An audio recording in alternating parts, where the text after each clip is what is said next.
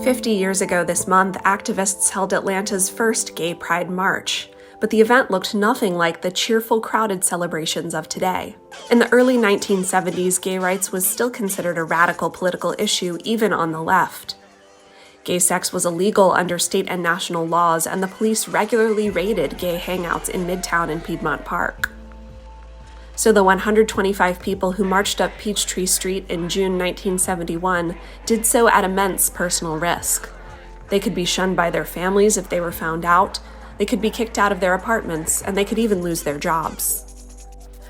Marchers from that day describe a sense of defiance, love, and belonging.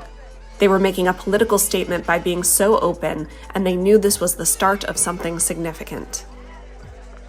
Bill, what is the purpose of today's march? The purpose of today's march is to make people in Atlanta aware of the oppressive conditions that exist for homosexuals. So when we're talking about Bill Smith, I kind of call him in a way sort of like the George Washington here, because he was the one who really kind of started everything.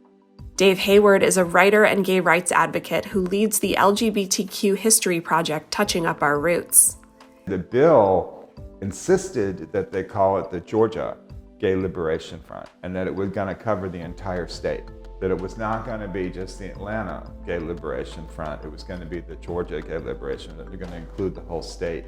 What are some of the ways in which you suffer from this kind of discrimination that you're talking about? Well, as people find out that you are homosexual, there's a good chance that you may lose your job.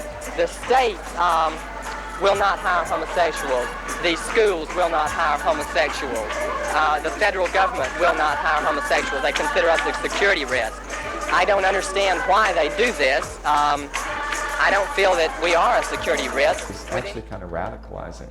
So it's sort of like, okay, so they wouldn't give a permit for the march in 1971. And the Georgia chapter of the ACLU said, we won't help you, you're not a minority. And they had to march on the sidewalks and stop for every traffic light. And then they had a meeting July 14th, 1971 with then Governor Jimmy Carter, and they asked him to support all kinds of things, and he kept saying no, no, no, and basically threw him out of the office. His people threw him out of the office. So actually it was sort of like, oh wow, there's a lot of work to do.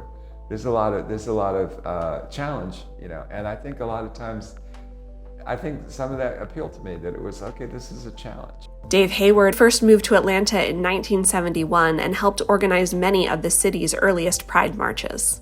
It was only like in the late 60s that finally LGBTQ people really started moving out into the forefront. A lot of people had the attitude that this was, they talk about preference, lifestyle, choice, you woke up and you decided you're going to be gay or be lesbian or whatever.